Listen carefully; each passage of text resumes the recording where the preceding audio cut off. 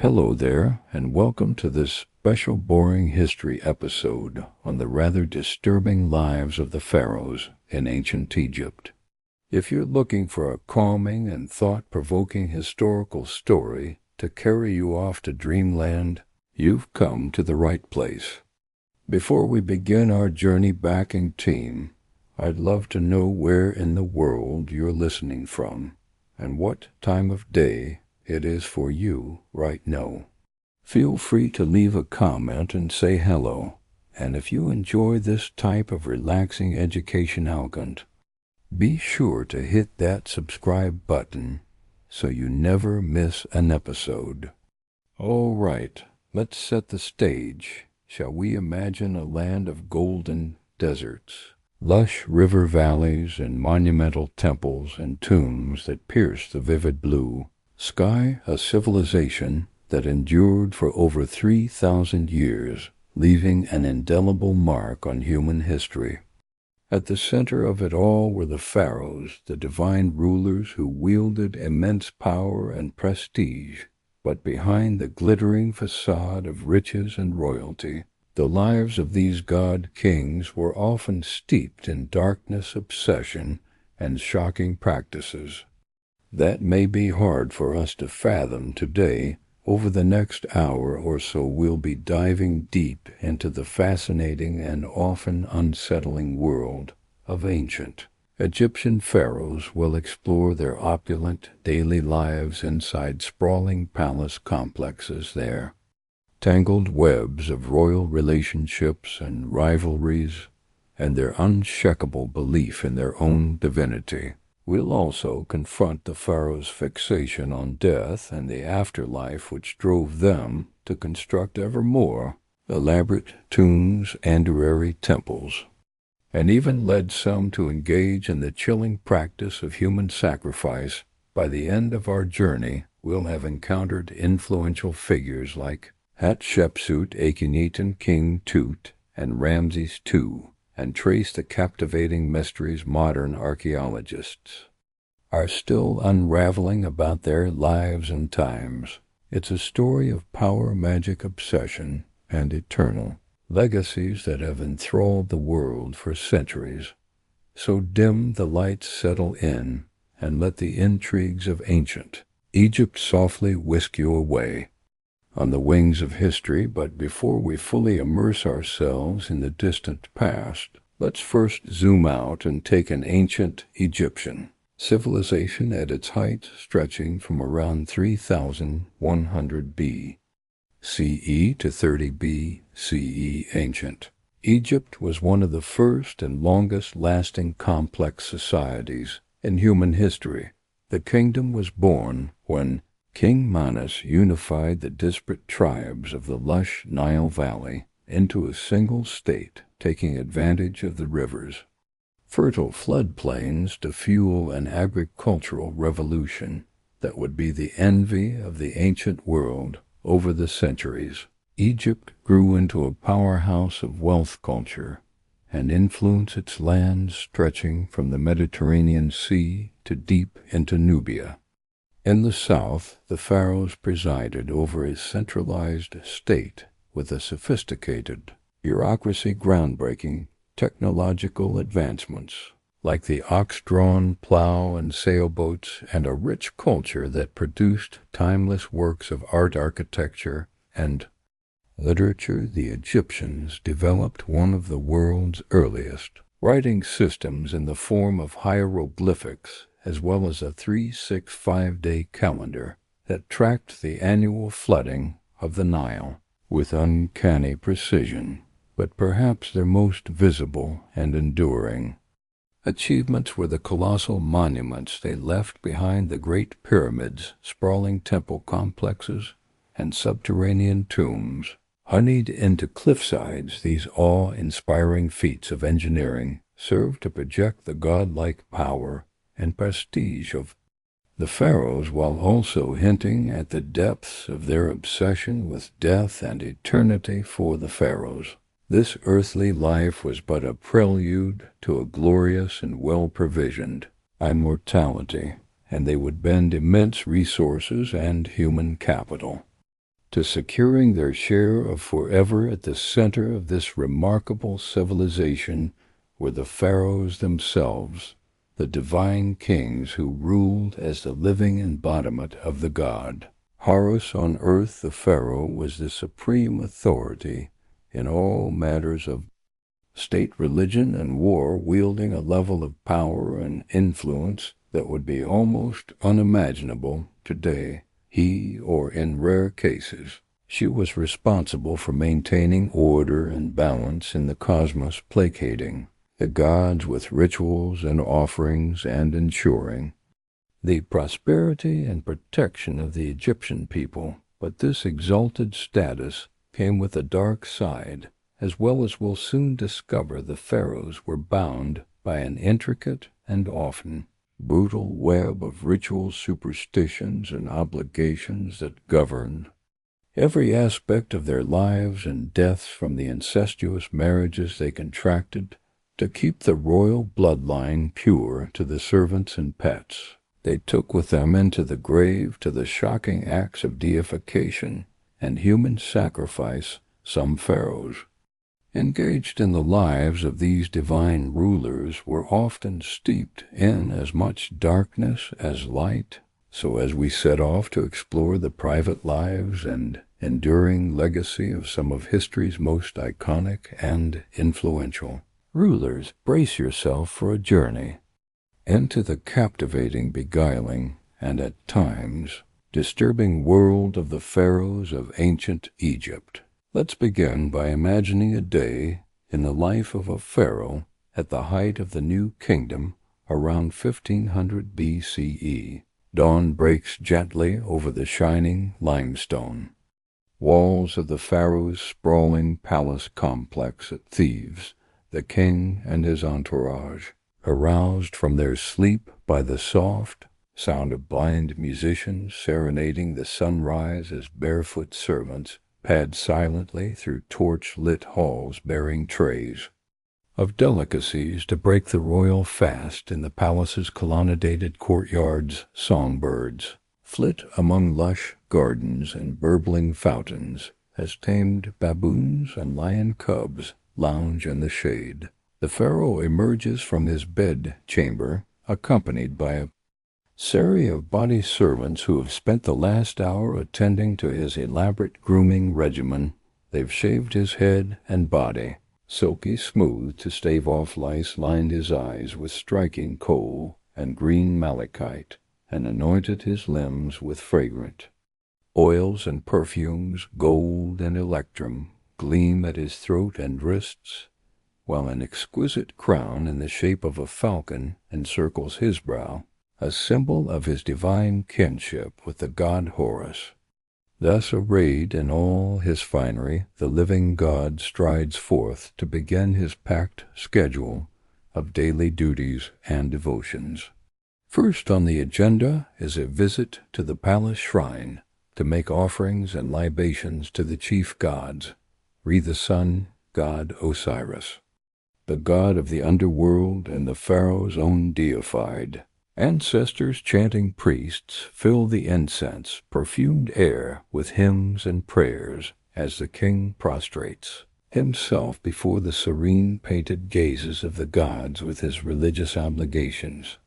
Discharged, the pharaoh convenes his council to hear petitions, dispense judgments, and consult on affairs of state. Seated on a golden throne, he listens as his vizier reads out the day's business, boundary disputes to settle, trade agreements to negotiate, construction projects to oversee. Though he solicits advice from his most trusted courtiers, the final word on all matters ultimately rests with him. The day wears on in a blur of ceremonies and spectacles designed to awe the populace and reinforce the pharaoh's divine right to rule. The king processes through the city in a magnificent chariot, the cheers of his subjects rising like a wave as he showers them with gifts of gold and grain.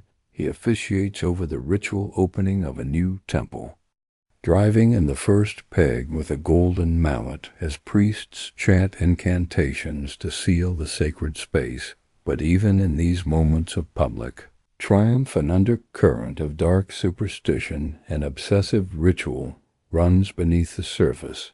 The pharaoh is careful to always enter a room right foot first to ward off evil spirits. He eats only with his left hand, reserving his right for communing with the gods, and he never, ever allows his shadow to fall across a priest or a statue of a deity, lest he incur divine wrath that could bring ruin upon the kingdom. As Ray's fiery orb sinks slowly toward the western horizon, the pharaoh retires to his private quarters for a few snatched moments of relaxation before the evening.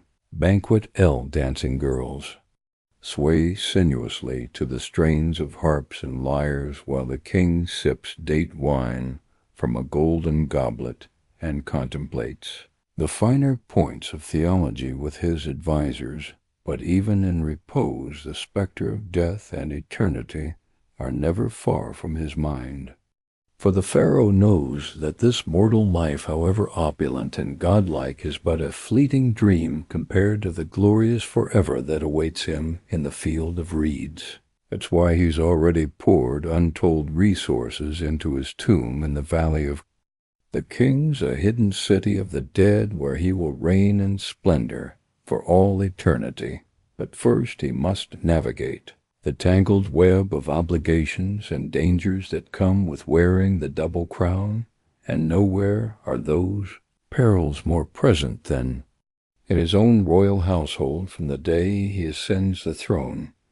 One of the pharaoh's most pressing duties is to secure the succession by producing a male heir.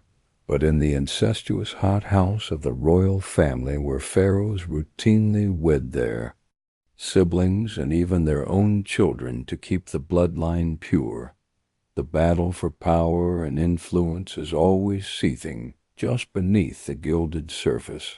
The king's great royal wife may be his half-sister, but that doesn't stop her from plotting with priests and courtiers to advance her own son's claim to the throne over that of his older half-brother. Indeed, the annals of Egyptian history are littered with tales of palace intrigue, rival queens, and ruthless power plays between potential heirs. Take the remarkable story of Hatshepsut, the female pharaoh, who ruled as king in her own right for over 20 years in the 5th-10th century B.C.E., though she was originally just a regent for her young stepson. Thutmose III Hatshepsut slowly consolidated power, adopting all the masculine trappings of kingship, and even depicting herself with a beard in official artwork. Consider the shocking tale of the heretic Pharaoh Akhenaten, who appended centuries of religious tradition by proclaiming the Sundiskaten as the one true God and outlawing the worship of all others. In his religious zeal, Akhenaten even changed his name from Amenhotep IV to reflect his devotion to Aten, moved the capital to a remote desert city, and persecuted the powerful priests of Ammon. His reign was plagued by palace conspiracies and ended in disaster, with his young son Tutankhamun left to pick up thigh pieces. But perhaps the most disturbing example of how the pharaoh's godlike power could be abused is the practice of human sacrifice that was once disturbingly common in ancient Egypt. Archaeologists have unearthed numerous so-called retainer sacrifices in the tombs of early kings like J and Jet, where dozens of servants were slaughtered to continue serving their master in afterlife. Even more chillingly, some pharaohs like Ahar were buried with their pets and worldly treasures, as well as piles of human hair wigs likely shorn from sacrificial victims. Thankfully, this ghastly practice seems to have died out by the end of the Old Kingdom, as the Egyptians developed more symbolic ways for pharaohs to take their earthly entourage with them into thiefer life, but it remains a dark stain on the otherwise glittering legacy of the Pharaohs, a reminder of the unfathomable gulf that separated these divine kings from the teeming masses they ruled over. As the centuries rolled on, the pharaohs continued to shape the course of Egyptian history and leave their mark in stone and story. Some, like Ramses II, known as Ramsthegriot, presided over the kingdom at the height of its power and splendor. Their triumphs and love lives immortalized on the walls of the temples they built to their ownery. Others, like the fabled Cleopatra VII, became entangled in high-stakes intrigues of the wider Mediterranean world, their personal charisma and political savvy the stuff of enduring legend. But perhaps no pharaoh has captured the modern imagination quite like the boiking Tutankhamun, whose lavish tomb discovery in 1922 set off a global wave of Egyptomania and turned the once obscure ruler into a householdom. The dazzling treasures found in Tustem, from his iconic golden death mask to the nested coffins and thrones, provided an unprecedented glimpse into the opulence and artistry of a royal burial and cemented the pharaoh's reputation as the ultimate status symbol of the ancient world.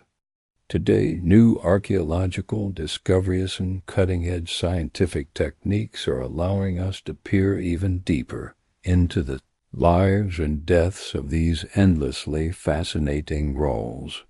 CT scans and DNA analysis have revealed the inbred genetic deformities that plagued Tut's family line, as well as the festering wounds and malaria that likely claimed his life at the tender age of 19th. Inscriptions and papyri paint an increasingly vivid picture of the cutthroat world of palace politics, where foreign concubines and scheming visors jostled for influence in the shadow of the throne.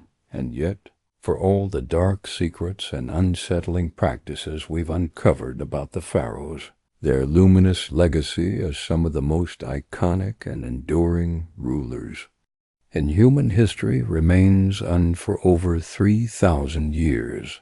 They presided over a civilization of remarkable achievements and innovations, from the mathematical precision of the pyramids to the medical know-how of the world's first brain surgery. They inspired some of the most sublime and enduring works of art and architecture ever created, from the serene beauty of Nefertiti's limestone bust to the colossal majesty of the colossi of Menon, and they continue to fire our imaginations and tug at our sense of wonder, inviting us to contemplate the mysteries of absolute power and ponder what it means to reach for immortality in the face of the fleeting nature of human life. So the next time you find yourself gazing up at the inscrutable face of the Sphinx, or marveling at the golden splendor of Tutankhamun's ceremonial mask, take a moment to reflect on the pharaohs who once wielded godlike power over the lives of millions. Theirs is a story of dazzling triumphs and shocking abysses, soaring monuments and chilling body counts, unimaginable wealth and existential dread in the face of eternity. It's a story that reminds us of the heights of human achievement and the depths of our capacity for cruelty, the unquenchable thirst for immortality, and the inescapable reality of death.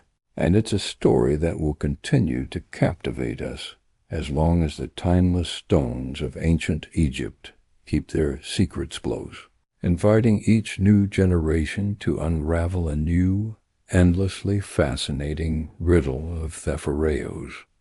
And with that, We've reached the end of our whirlwind tour through the disturbing and dazzling lives of ancient Egyptian pharaohs. I hope you've enjoyed this deep dive into one of history's most iconic and influential civilizations, and that the stories of these larger-than-life rulers have provided some rich food for thought as you drift off to sleep Asselways. Thanks so much for tuning in to Boring History and for spending a portion of your day exploring the endlessly fascinating nooks and crannies of our shared human story. If you've enjoyed this immersive journey into the distant past, I'd be thrilled if you could hit that subscribe button and leave a comment sharing your thoughts on the pharaohs and their far-reaching legacy. Until next time, sweet dreams, and may your reveries be filled with the golden light of the eternal sun disk, the lush reeds of the field offreeds, and the whispered secrets of the kings and queens who once ruled as living gods over the shimmering sands of ancient Egypt. Good night. As we've seen, the pharaohs of ancient Egypt lived lives of opulence and grandeur almost unimaginability. But behind the glittering facade of gold and gods lay a darker reality, one of unchecked power, mystical obsessions, and the ever-present specter of death. Perhaps no pharaoh embodied these contradictions more than Ramses II, also known as Ramesses. Ascending to the throne around 1279 BC, Ramses would rule for an astonishing 66 years, one of the longest reigns in Egyptian history. He presided over an era of great prosperity and embarked on a massive building campaign, erecting temples, obelisks, and statues across the empire. The sheer scale and grandeur of these monuments were meant to awe his subjects and proclaim his divine power for all eternity. But Ramses I's thirst for glory and immortality knew no bounds. He fathered over 100 children with a vast harem of wives and concubines. He didn't hesitate to deface or outright destroy the temples and monuments of previous rulers, replacing their names and images with his own in a brazen act of propaganda. Even the colossal statues he erected of himself, some towering over 80 tall, were exercises in deified narcissism and self-aggrandizement. Yet perhaps most disturbing were the measures Ramses took to ensure his own afterlife. His sprawling tomb complex, the Ramesseum, included a massive mortuary temple served by an entire city of priests, artisans, and slaves. Ramses spared no expense furnishing his eternal resting place, packing it with unimaginable trays, golden chariots, exquisite furniture, and intricately carved alabaster vessels. Even his beloved pet lion was mummified to accompany him. Ramses didn't stop there. Recent excavations suggest that many of the pharaoh's household staff, including his concubines, were ritually sacrificed upon his death so they could continue serving him in afterlife.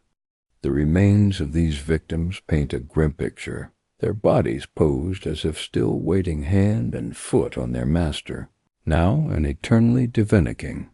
It's a chilling reminder of just how far ancient Egyptian rulers were willing to go in their quest for immortality and godlike power. Ramses II may have reigned over a golden age, but he also exploited untold thousands in service of his own vanity and delusions of divinity. The blood and sweat of commoners quite literally built his legacy. While Ramses Great was a particularly egregious sex symbol, he was far from the only pharaoh to abuse his absolute power in such ways. His predecessors Amenhotep III and Akhenaten undertook similarly ambitious and self-serving building projects.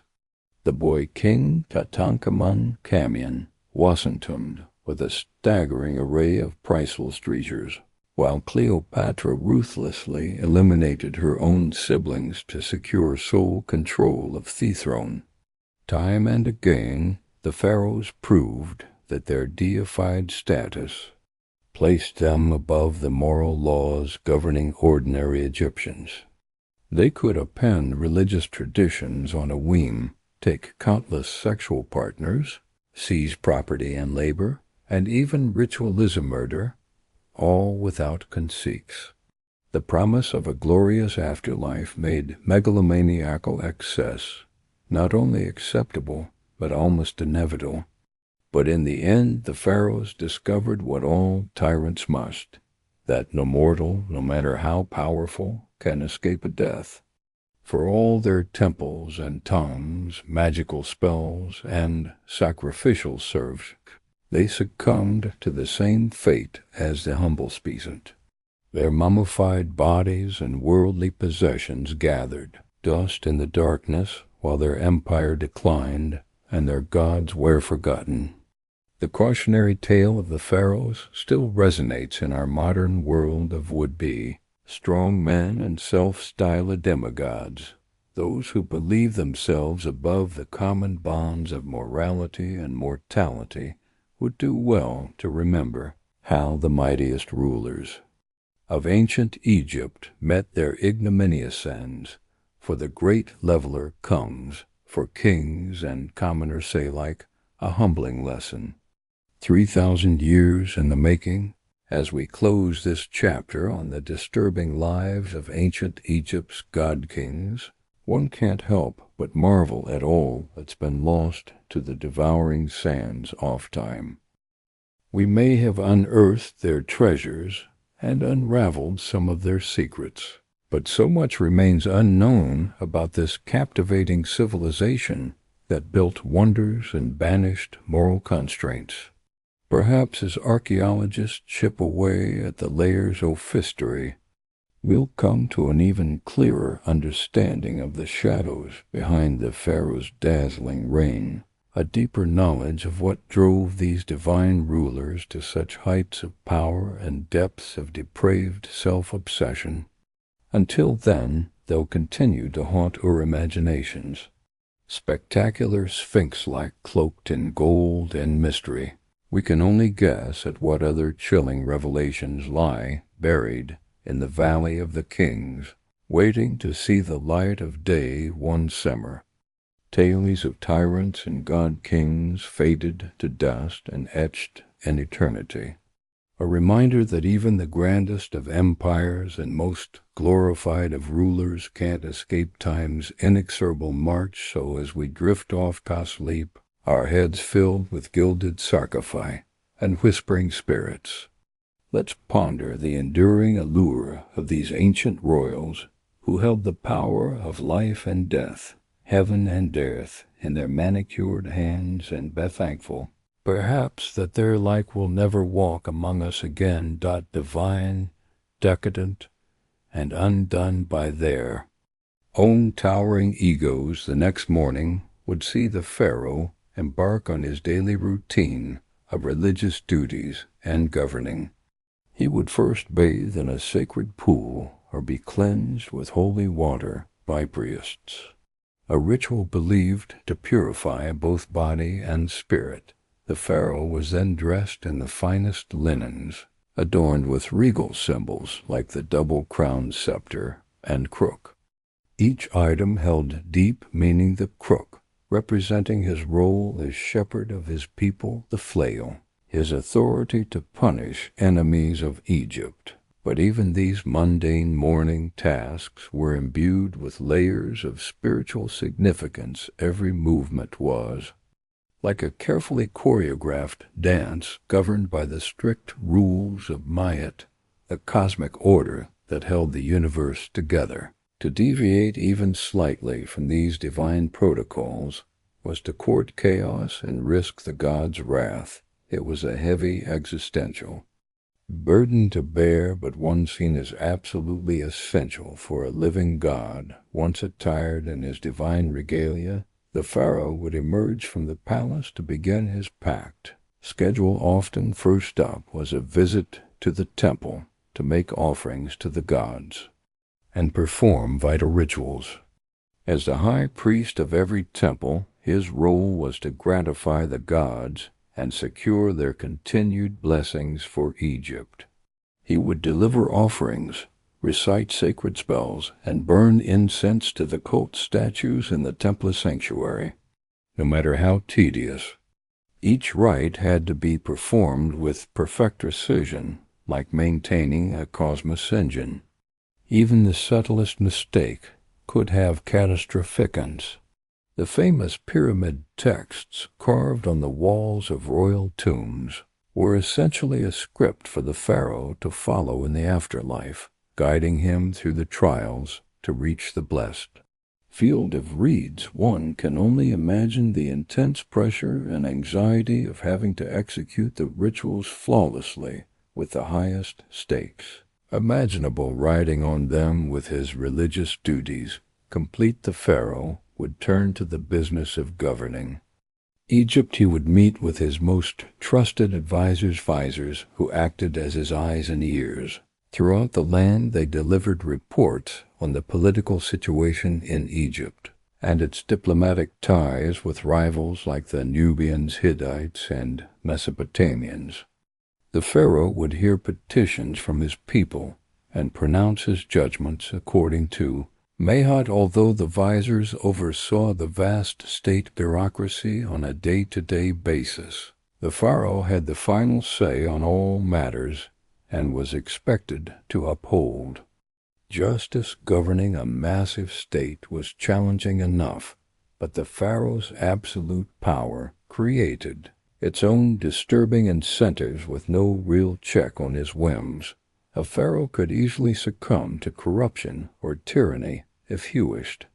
Some pharaohs imposed brutal taxes and forced labor on their subjects to build their own lavish monuments. Others grew paranoid and resorted to ruthless purges of anyone they perceived as a threat. The Ptolemaic pharaoh, Toi-IV, had his own mother and brother murdered to eliminate potential rivals to the throne. With ultimate power over life and death, even the bonds of family could turn deadly. But the pharaoh's day wasn't all blood and toil. He was also entitled to enjoy the finest earthly pleasures and leisure pursuits. He might go on a hunting expedition in Thedzert, firing arrows from his war chariot at fleeing lions and gazelles. The hunt was seen as a metaphor for the pharaoh's triumph over the forces of chaos that constantly threatened Egypt. A successful hunt proved his vitality and warrior prowess. The pharaoh might also indulge in a board game of Senate with one of his trusted courtiers. Senate was hugely popular among the Egyptian elite and even took on spiritual dimensions. Some believed the game mimicked a soul's journey through the Duat underworld, with the final squares representing the gates of the afterlife. Here again, the lines between earthly recreation and cosmic symbolism were always blurred as Ray's journey across the sky drew to a close and shadows lengthened. The pharaoh would finally retire to his chambers after a long day of service to the two lands, but even in rest his divine duties never ceased. The pharaoh's sleep was believed to mystically merge his bar soul with the sun, God renewing his divine life force. It was a time of strange visions and communion with the gods not.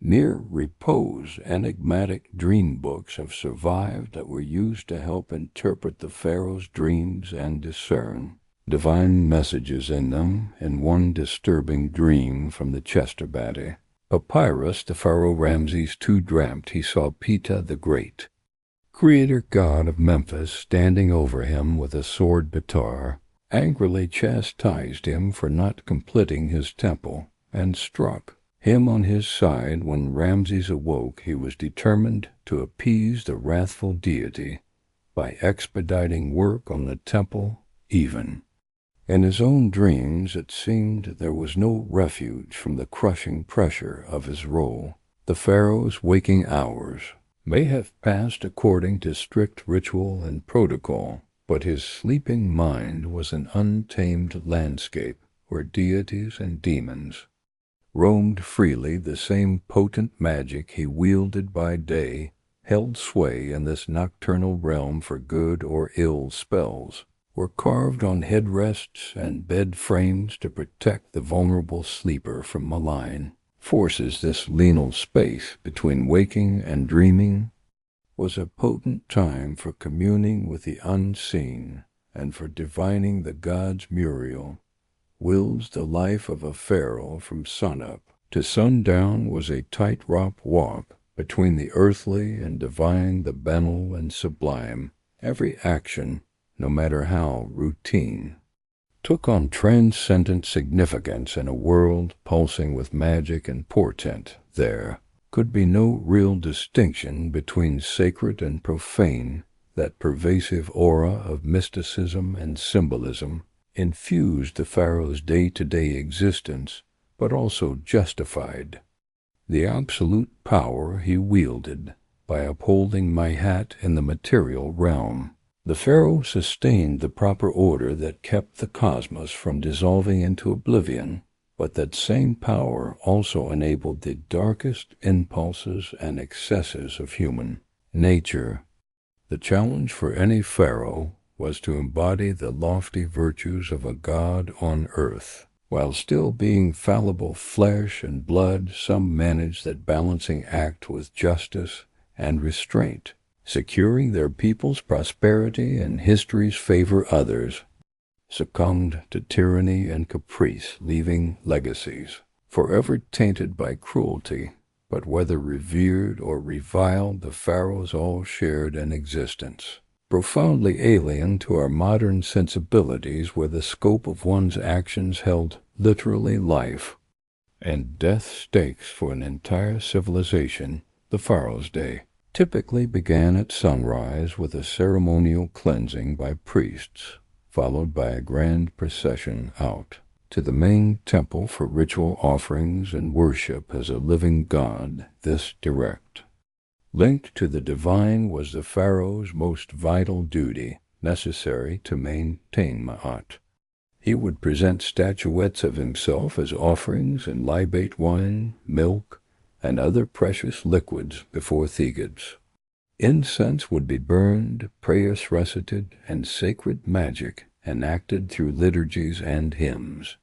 After the morning rituals, the pharaoh would attend to the business of state, receiving ministers' reports, settling legal cases, and issuing decrees on everything from irrigation projects to Menem expeditions.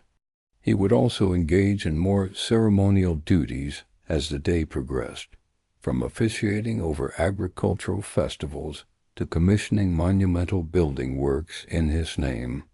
The pharaoh's workday was interspersed with breaks for meals, recreation, and rest. Meals were sumptuous affairs, with the pharaoh entitled to the choicest cuts off meat, the freshest produce from palace gardens, and delicacies like honey figs and dates.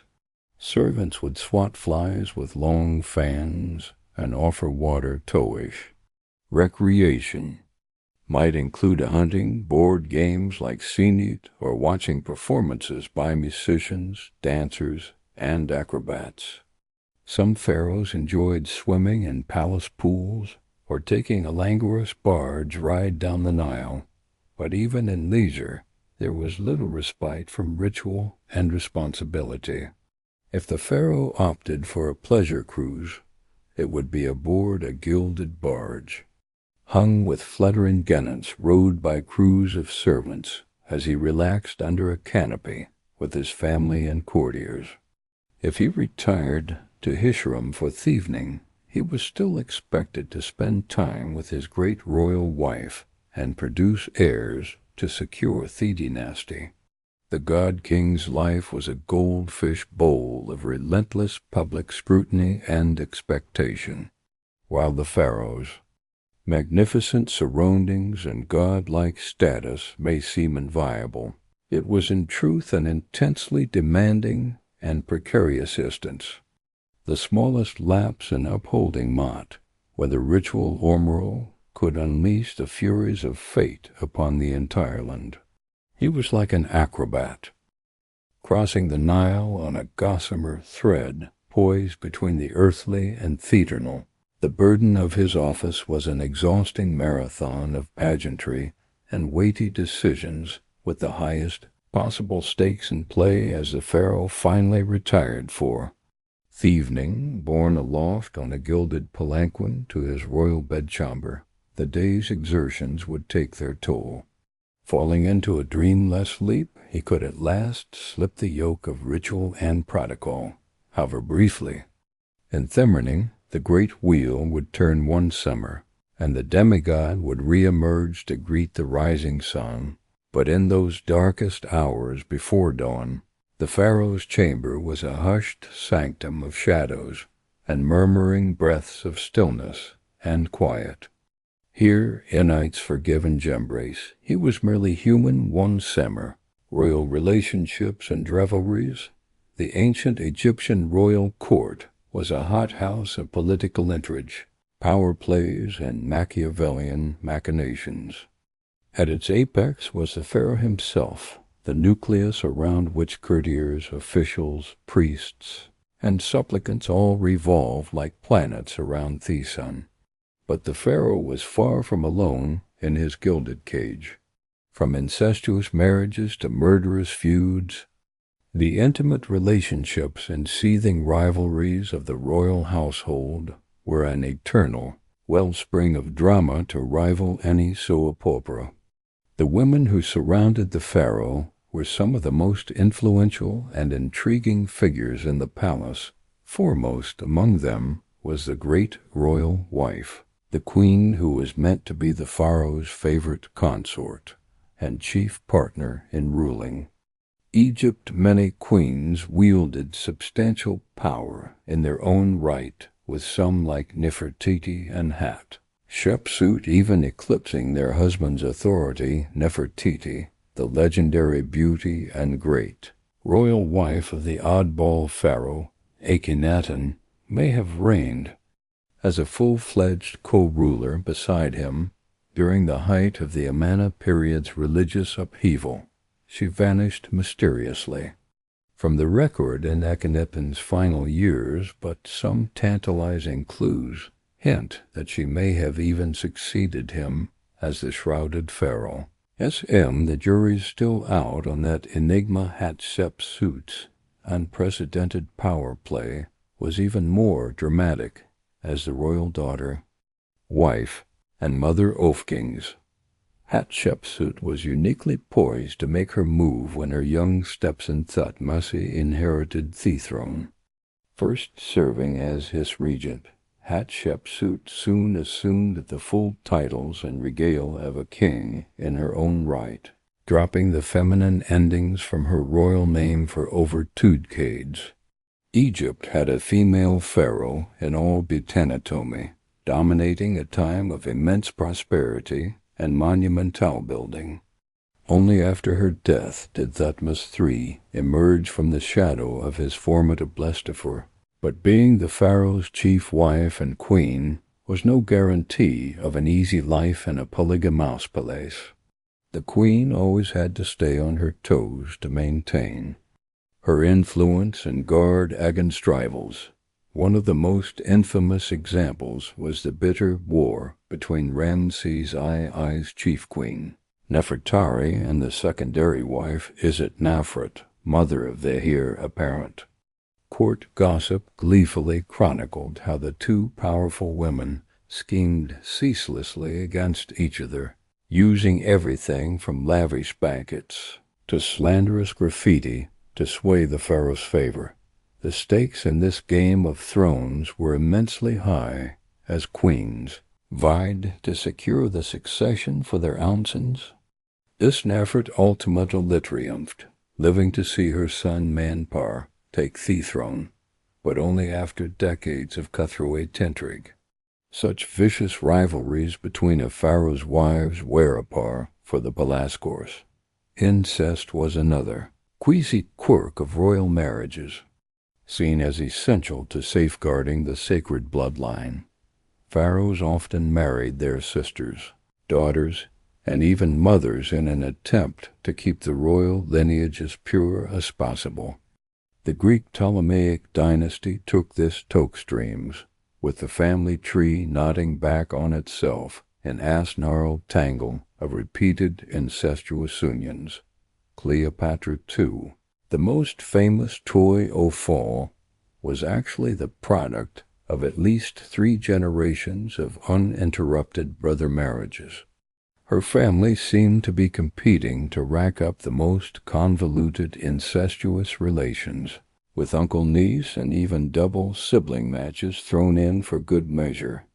Ironically, all this incestuous inbreeding may have produced the genetic quirks and mental instability that ultimately doomed the dynasty.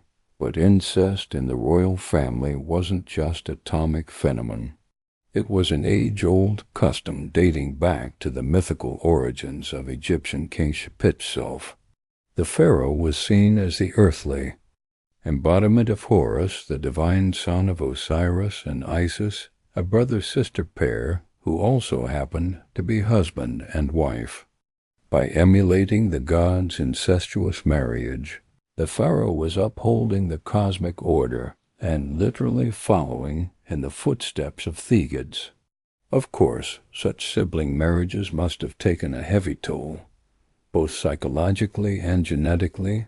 The Famaustatankan Karman was the sickly, short-lived product of an incestuous match between Akhenaten and his sister.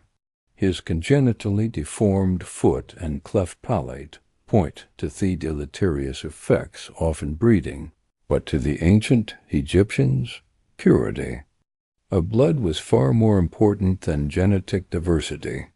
Incest was therefore not a taboo, but a sacred tradition. If rivalries between wives were vicious, those between potential heirs could be downright murderous. Primogeniture was not a hard and fast rule in ancient Egypt, meaning that any son or even daughter of the pharaoh could potentially make a play for the throne. This often led to cutthroat power struggles and grim succession crises as rival princes aimed to eliminate their competitors. One notorious example was Amenhotep, the founder of the powerful 12th dynasty. An advisor to the previous king, Amenhotep, launched a successful coup and had himself crowned as the new pharaoh, but his reign was plagued by constant conspiracies and assassination attempts as rival factions jockeyed for power. His own harem even launched a shadowy plot against his life, creeping into the royal bedchamber with daggers drawn. Amenhotep only survived by the intervention of his loyal guards, fighting them off nearly naked. So shaken was Amenhotep by his brush with death that he took the unprecedented step of crowning his son Senes as co-pharaoh during his own lifetime. By securing the succession early, Amenhotep aimed to stave off further intrigues and smooth the transfer. Offower, realpolitik trumpet tradition. Amenhotep's instructions to Hisson, a treatise on effectiveness, reflect his embattled cynicism. Be on your guard against all subordinates, because you cannot be sure who is plotting against you. Perhaps the ultimate example of a royal rivalry turned deadly was the grim fall of Ramses III, the last great pharaoh of the New Kingdom. Court records paint a sordid picture of a geriatric pharaoh with a harem of hundreds riven by factionalism as rival wives schemed to put their sons on the throne. One wife, Tai, hatched an audacious plot to assassinate Aramzan Crownherson, Pentaware, in a coup. The conspiracy was uncovered at the 11th hour, but not before a bloody skirmish between guards, loyal Toti and those protecting Pharaoh. Enthemed, Ramses' own throat was slit, likely by an assassin who wormed his way into the royal harem. The king lingered just long enough to appoint his designated heir and round up Thering leaders of the failed coup. In Agrisley epilogue, the chief. Conspirators were forced to commit suicide, while the hapless Pentawere was brutally executed and denied proper burial. Even in death, royal rivalries refused tourist. Such ruthless intrigues and lethal power plays were all too common in the Pharaoh's court, where the knives were perpetuate. Trust and loyalty were luxuries few could afford, with even family members, potential enemies vying for position.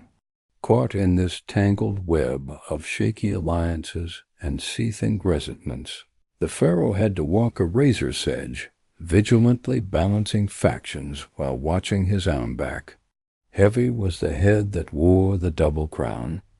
God's Oneirth, the Pharaohs, as divinrulers, were more than mere monarchs. The pharaohs of ancient Egypt were living deities straddling the boundary between the earthly and divine. Each pharaoh was seen as the embodiment of Horus, the falcon-headed sky god, and the son of the great sun Godri. As the practice of retainer sacrifice, also known as retainer burial, was one of the most chilling customs in ancient Egypt, the idea was that servants, both human and animal, who attended the pharaoh in life would continue to serve him in death and afterlife. This was seen as an honor to accompany one's king for eternity, but to our modern sensibilities, it's a staggering loss of life in the name of royal luxury. Some of the earliest evidence of retainer sacrifice comes from subsidiary graves around the royal tombs of the first dynasty pharaohs at Abydos. These subsidiary graves contain the remains of servants as well as food, furniture, jewelry, and tools, all the things deemed necessary to serve the pharaoh in afterlife. The Tomb of King Jir is a striking example. Excavations revealed 318 subsidiary burials around his tomb, with servants' bodies arranged in neat rows believed to have been sacrificed upon J's death. Even more unsettling are the animal sacrifices found in pharaonic tombs. Many kings were buried with their beloved pets to keep them company: hunting dogs, cats, monkeys, gazelles, and more, but some animal graves are on a whole different scale. The tomb of King Horahar contained 10 donkeys that had carried his funeral gifts. King Nama's tomb held 10 dogs. The first dynasty Pharaoh Wige was even buried with no less than 12 baboons, creatures considered sacred to the Gonthoth. But perhaps the most bizarre burial good of all was human hair, lots and lots of it. In the shadow of ancient temples, archaeologists made a discovery that would chill the blood of even the most seasoned researcher. Beneath the temple of Anubis at Saqqara, they uncovered 30 million animal mummies and 80 tons of human hair. Much of this hair had been shorn from servants and offered to the jackal-headed god of embalming, plea for the deceased pharaoh's safe journey to the afterlife. These staggering numbers hint at a darker truth about ancient Egypt. Human sacrifice was not constant throughout Egyptian history, but in the early dynastic period it cast a long shadow over the land of the pharaohs. The early royal tombs tell a grim story. Galleries of subsidiary burials surround the pharaoh's resting place. Servants, courtiers, and attendants sacrificed to serve their god-king in death as they had in life. These haunting chambers speak to the absolute power of the pharaohs and the value placed on their eternal comfort above all else. Even in death, the pharaohs commanded the living. Their sacred status meant their journey to the afterlife was paramount, no matter how many had to die to ensure it. This is perhaps best captured by an inscription from the tomb of Veni the Elder, a 6th dynasty courtier. He proudly describes his role in building the royal tomb, saying, "His Majesty sent me to bring the sarcophagus with its lid and the costly pyramidion. I did it all in the completeness and exactness which His Majesty loves." The Pharaoh's eternal resting place was everything. No expense, effort, or life was spared. Not all pharaohs clung to these dark practices. The reign of Akhenaten, the controversial king who revolutionized Egyptian religion, stands apart. When he moved the capital to his new city of Akhetaten, known today as Amarna, he built a royal tomb with no subsidiary graves. Perhaps this signaled a shift in burial customs to match his radical religious reforms. However, Akhenaten's changes were short-lived. After his death, his son Tutankhamun and his successors returned to the old gods and traditional practices. Tut's famous tomb, discovered in 1922, was stocked with traditional grave goods and the mummified remains of his stillborn daughters. Though not sacrificed in the old way, these children still accompanied him to the afterlife as eternal reminders of his divine blood. Even as human sacrifice waned, the pharaonic obsession with the afterlife never did. The mummification process grew ever more elaborate. Pharaohs like Seti I and Ramesses II went to their eternal rest in multi-room hidden tombs filled with every earthly treasured dot. They were still meant to live forever as gods among the gods, even if their retinue of ghostly servants was now rendered in wood, clay, and stone rather than flesh and blood. This enduring belief in the pharaoh's divinity is perhaps their most lasting legacy. Long after their tombs were looted and bodies scattered, the pharaohs are still with us. We still speak their names: Khufu, Nefertiti, Hatshepsut, Tutankhamun. We marvel at their monuments built for eternity. In many ways, they achieved immortality, though not as they might have imagined. For the pharaohs, eternal life was a birthright of their divine status. For their subjects, the afterlife had to be earned through service, both in this life and the next. This fundamental divide, the chasm between the god kings and the rest of humanity, is what makes their world at once so dazzling and so alien to our eyes. It was a world where one person, by accident of birth, could command the living and the dead, move mountains and rivers, and shape the very landscape of eternity.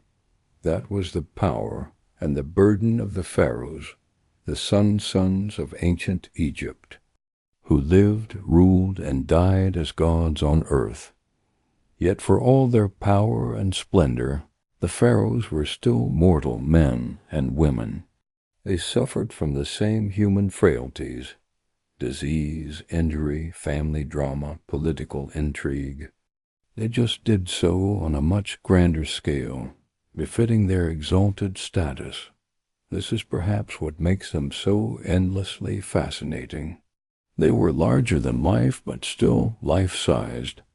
Untouchable gods, but still flesh and blood. Maybe this is what draws us back again and again to their stories. They built the pyramids and the great Sphinx, grand temples, and hidden tombs. But they also loved their children, mourned their dead, and hoped for eternity.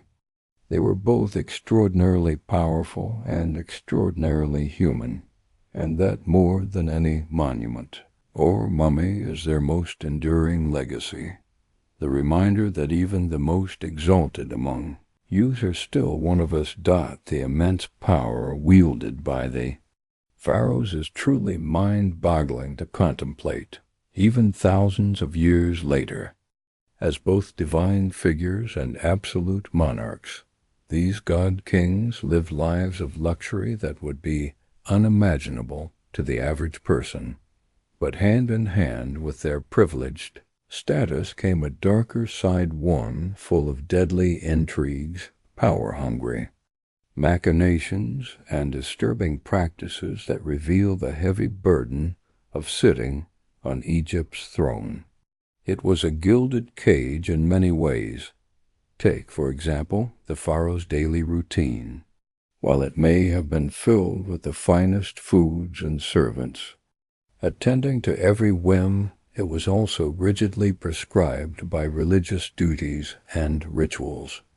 Every aspect was governed by a desire to maintain the proper order of the universe. A pharaoh couldn't simply wake up and do as he pleased. There were temple rites to perform, offerings to make, and a pantheon of gods to appease. The Egyptians believed the pharaoh had to carry out these rituals for the cycles of nature, like the life-giving Nile floods, to continue. Even the pharaoh's personal grooming was laden with meaning. Washing in sacred water from the Nile, shaving their heads, donning copious amounts of perfume, makeup, and jewelry. This wasn't just about vanity. It was a way of setting themselves apart, of embodying the divine on earth. Practically every minute of a pharaoh's day was scheduled and accounted for. From petitions and offerings in the morning to touring building projects and consulting with advisors in the afternoon. Even their moments of rest and leisure were shaped by tradition and the need to be seen as more than human. The pressure to live up to this superhuman ideal must have been immense. Let us step into the pharaoh's world and witness the elaborate ritual that began each day. The pharaoh would begin his morning ablutions in an ornate limestone washroom, where a small army of servants waited to assist their living god. First, they would delicately wrap him in fine linen towels and escort him to a gleaming copper bathing tub filled with water, lotus flowers floating on the surface. As he stepped in, the servants would carefully wash his body with natron, a mineral salt that cleansed and softened the skin. They paid special attention to his hands and feet, gently scrubbing away any dirt or impurities. After bathing, the pharaoh would be dried off, and a servant would appear bearing a tray of fragrant oils. With practiced motions, he would anoint the king from head to toe, massaging the oils into his skin until it glowed. These sacred unguents, incense of myrrh, frankincense, and cinnamon, were believed to have magical protective properties, shielding the pharaoh from evil spirits and misfortune. A dab of black coal was carefully applied around his eyes, not just for beauty, but to deflect the harsh glare of the sun god Ra and ward off eye infections. Next came the pharaoh's iconic regalia, crowns, scepters, and jewels that denoted his supreme status. Every item was imbued with layers of religious and political symbolism. The distinctive double crown, for example, represented the unification of Upper and Lower Egypt under the pharaoh's divine rule. A designated servant would reverentially lift the lapis lazuli in gold headdress and place it atop the king's head, taking great care to arrange it just so. Then would come the crook and flail implements of kingship, often depicted crossed over the pharaoh's chest. The crook symbolized his role as shepherd of his people, while the flail represented his ability to mete out punishment to enemies of the state. Once adorned, the pharaoh would emerge from his chambers to greet the day, a glittering vision, inspiring both reverence and terror. But this was only the beginning of a grueling daily routine that left little room for rest. First on the agenda was worship and offering rituals at the temple, where the pharaoh would honor the gods and elevate his own divine status. At the heart of every Egyptian temple was the inner sanctum, where a statue of the chief god resided. Only the pharaoh and the high priests were allowed to enter this sacred space and perform the daily rites. The king would prostrate himself before the god's image, reciting prayers and burning incense. He would present lavish offerings of food, drink, clothing, and jewelry, symbolically giving the god all the best produce of the land.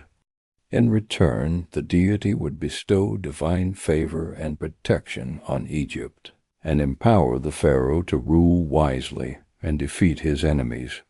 This sacred transaction between the king and the gods was the bedrock of Egyptian cosmic order, but it was also a daily reinforcement of the pharaoh's precarious position. His people believed his piety and right conduct literally sustained the cycles of the sun, the Nile floods, and the agricultural bounty of the kingdom. With his religious duties complete, the pharaoh would begin the real work of governing, a task he largely delegated to his most trusted advisors. The pharaoh's prime minister, known as the vizier, oversaw the sprawling administrative apparatus that kept the kingdom running smoothly. A huge bureaucracy of scribes, tax collectors, and local officials managed everything from recording the Nile flood levels and grain harvest to dispensing justice in the courts. But the pharaoh was expected to take an active role in decision-making on key issues like diplomacy, trade, and monumental building projects. The pressure to live up to the superhuman ideal bred more than a few pharaohs who, drunk on power and self-aggrandizement, took things to dark and disturbing extremes in their quest to be the supreme ruler on both earth and in the afterlife. You can see this most clearly in the megalomaniacal building projects that pharaohs undertook. Not content with your average tomb or memorial temple, some commanded their subjects to toil for decades on massive, glorious monuments to themselves. The Great Pyramid of Giza, one of the 7 wonders of the ancient world, is a perfect example. This was commissioned by the pharaoh Khufu around 2550 BCE, standing over 480 feet tall and comprised of over 2 million limestone blocks. It was the tallest man-made structure in the world for almost 4,000 years. The logistics and labor that went into building Khufu's pyramid are staggering to contemplate. Stones weighing an average of over 2 tons had to be quarried, transported, and assembled with absolute precision, using only primitive copper chisels, bronze saws, wooden rollers and sleds, ramps, levers, and pulleys. Experts estimate it took over 20,000 workers and as long as 27 years to complete. And for what? All to house the corpse of one man and ensure his safe passage to the afterlife. It's an astounding, and some would say appalling display of power and self-aggrandizement. Life was incredibly harsh for the armies of workers who built pyramids like Khufu's. They may not have been slaves, as popular lore often suggests, but the back-breaking work took a serious toll. Scans of skeletal remains from the workers' cemetery show high rates of arthritis, Injuries and stress. Pyramid building eventually fell out of favor, perhaps becoming too costly and time-consuming even for the pharaohs. But the rich and powerful still found other ways to flaunt their wealth in the face of death.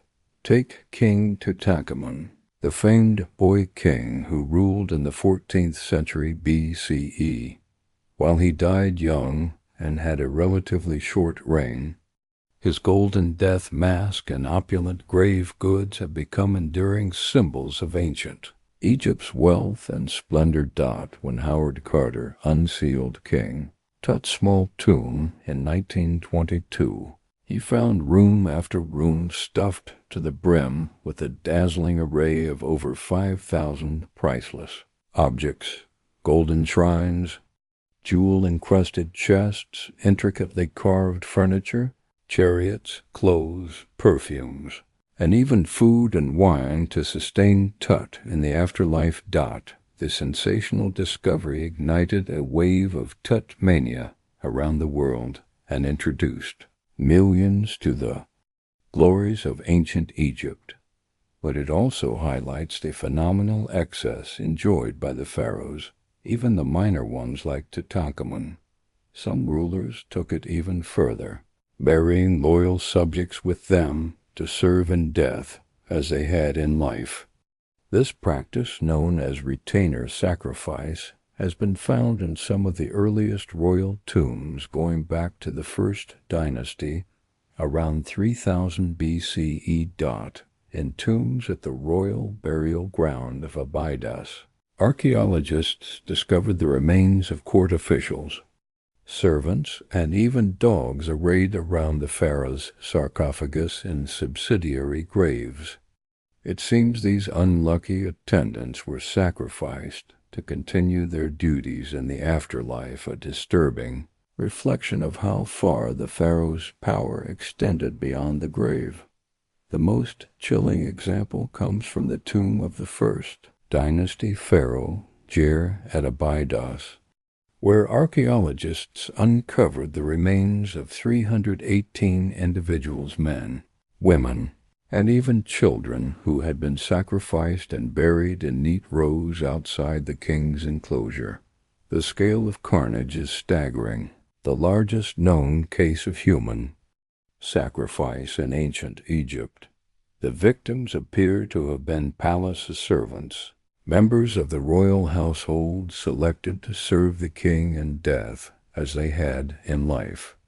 They were likely killed by strangulation or a blow to the head, their bodies hastily mummified and buried with minimal grave goods. Some were even interred in coffins bearing their own names, a poignant reminder of their individual identities and the violent fate that awaited them. Thankfully, this practice seems to have largely died out by the Old Kingdom period. But the fact that it was ever condoned at all is a chilling reminder of the absolute, godlike power ancient Egyptians invested in their kings. Of course, even the most revered pharaohs were only human under all their divine trappings. Behind the palace walls, royal family drama seethed often with devastating consequences. Rivalries between the pharaoh's wives were common, as each competed to have her son named heir to the throne. These feuds took on legendary proportions in some cases, like the rivalry between Ramesses II's wife Nefertari and his secondary consort Nefert. Nefertari, whose beauty and influence were so great she was known as the one for whom the sun shines, had borne Ramesses several sons, but none had survived to succeed him. Nefret saw her chance to install her own son, Merenta, as crown prince, and worked to undermine Nefertari at every turn. The struggle came to a head when Nefertari's tomb was vandalized, her image hacked out of the wall reliefs, in a blatant attempt to erase her from history and memory. Many suspected Nefret was behind the desecration, Though nothing could be proven in the end, despite Nefertari's unrivaled status, it was Isetnofret's son Maranta who took the throne after Ramesses' death. Such was the game of thrones played. Out in the pharaoh's court, where even the most beloved consort could fall victim to the ruthless machinations of her rivals, even more scandalous were the rare but documented cases of incest within the royal family. The pharaohs believed their divine blood had to be kept pure at all costs, even if that meant marrying their siblings or even their own children. This practice may have reached its disturbing apex with the curious case of Akhenaten the rebel. Pharaoh, who appended centuries of religious tradition by proclaiming the sun disk, Aten as the one true god, Akhenaten was already a strange and enigmatic figure, depicted in art with an elongated skull, spindly limbs, and feminine hips that have long puzzled scholars. But even more shocking was his unconventional choice of chief wife and queen, his own daughter, Ankhesenamun. Archaeological evidence suggests Ankhesenamun was born to Akhenaten and his first wife, Nefertiti, when they were both very young perhaps. As young as 12 years old, she would have grown up in her father's sprawling new capital city of Amarna, a surreal landscape dominated by towering temples to the Aten sun disk dot as she blossomed into a young woman. Ankhesenamun caught the eye of her father, who by then had proclaimed himself the living incarnation of the Aten and banned the worship of all other gods. In a move that must have scandalized the court, Akhenaten took his teenage daughter as his great royal wife, the pharaoh's consort who would rule by his side and bear his children. The union was immortalized in a series of intimate portraits, carved into Amarna's limestone cliffs, showing the couple locked in romantic embraces, their bodies intertwined. These scenes, almost pornographic by ancient Egyptian standards, suggest an erotic charge to the relationship that went beyond mere dynastic calculation. What Ankhesenamun herself thought of her fate, we can only imagine. As a royal princess, she would have had little say in the matter. The marriage produced at least 2 daughters, but no surviving sons to inherit Akhenaten's throne. When the heretic pharaoh died after a 17-year reign, the Amarna experiment died with him. The old gods were restored, his capital abandoned, and his name erased from the king lists. The young widow Ankhesenamun vanished from the record, her astonishing story buried until Amarna's ruins were rediscovered in the early 20th century.